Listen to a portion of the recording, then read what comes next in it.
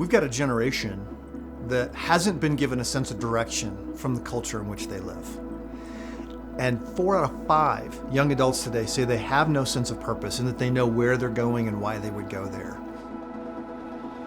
Well, imagine if you could come to a place for 12 days, study with world-class leaders who will answer your questions about all of the tough things happening in life, questions you have about God, questions you have about the world, questions you have about your sense of direction in life. Why is something right or wrong? What is a human being? Who is Jesus? How we answer that question is the most important question of all. We've talked about things that I've never even thought to think about, and I have answers to questions that I didn't even know I had before. What marriage is for. If there's something left over from the session, I can just go to the open forum. The open forums are a really cool place where you can ask speakers questions on any topic. Then imagine you could be surrounded by a lot of other young adults who are going through that same journey and guided by staff who mentor you one-on-one and in small groups.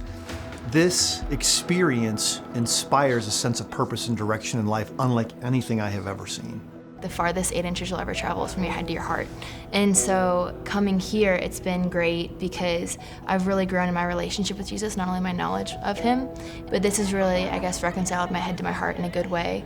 When you're in the classroom, you're learning all these facts about worldview and apologetics, and then you take it into the small groups and it becomes personal. And we get to talk about those issues and how everything we've learned applies to those issues in our lives and how we can use them personally.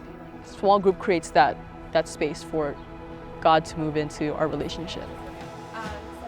Some people think what's really important in the world is just the material. And Christians sometimes respond to that by saying the material world is not important, only the spiritual world is important. At Summit, we say they both go together. So we want to work hard in studying with our minds, but we also want to play hard by exercising our bodies and being together in community. And when we're in beautiful places like Colorado and Tennessee and California, staying inside is a crime. We have to get outside and have a great time together. I'm a really big volleyball player, so coming here, it just made me bond with people that I didn't know. I want to thank you guys. You guys are playing great. It's awesome sportsmanship. I like the community. I like that you can sit down over lunch with someone and have a really deep conversation. We're not borrowing off of our parents' faith anymore. We're owning our own faith, and we're able to go out and speak to our friends and be able to witness and bring people to the kingdom. I just can't wait to go home and share to my friends in a compassionate, loving way about what I've learned here at Summit.